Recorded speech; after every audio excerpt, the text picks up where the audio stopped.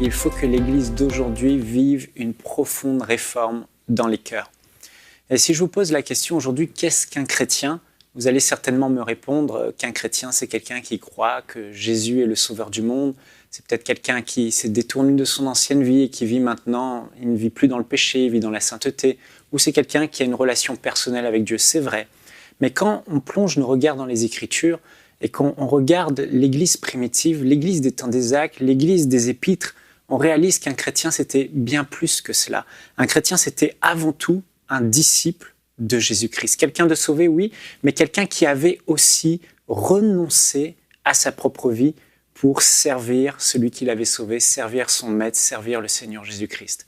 Et d'ailleurs, Jésus a dit d'aller partout dans le monde et de faire, non pas des nations, des personnes sauvées uniquement, mais il a dit d'aller plus loin. Il a dit, allez dans toutes les nations et faites des nations des disciples. Et Jésus a dit dans Matthieu chapitre 10 ou Luc verset 14, il dit qu'un disciple, c'est une personne qui a renoncé à sa propre vie, qui se charge chaque jour de sa croix pour faire la volonté de Dieu, accomplir ce que Dieu veut. Et si on ne fait pas attention aujourd'hui, on se laisse refroidir par la pensée populaire qu'on est là pour que Dieu existe pour nous et on oublie que c'est l'inverse, c'est nous qui existons pour Dieu, pour faire sa volonté. Et regardons ce que les apôtres enseignaient à l'Église primitive. Dans 2 Corinthiens chapitre 5, verset 15, l'apôtre Paul, voici quel était son enseignement.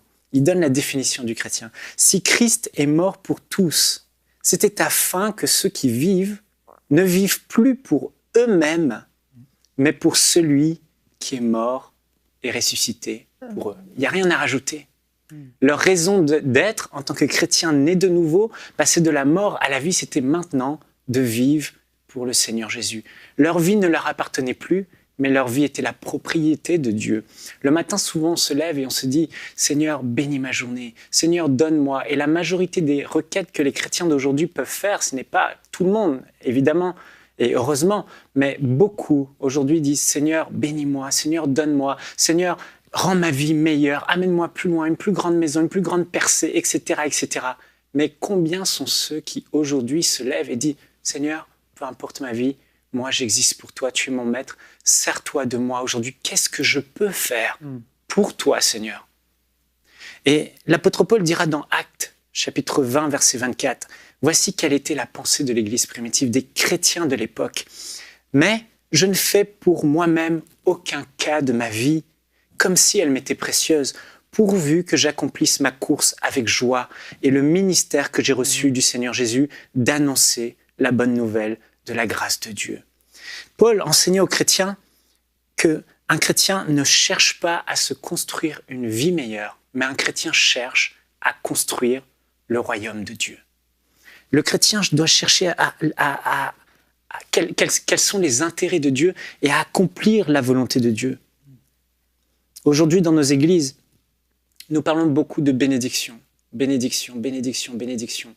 Et je me souviens, cet été, j'ai prêché dans une église et j'ai eu comme vraiment la nausée par rapport au message de la bénédiction. Je dois être honnête avec vous. Non pas que ce soit mauvais. Oui, Dieu est un bon Père, il veut nous bénir, il veut pourvoir à nos besoins.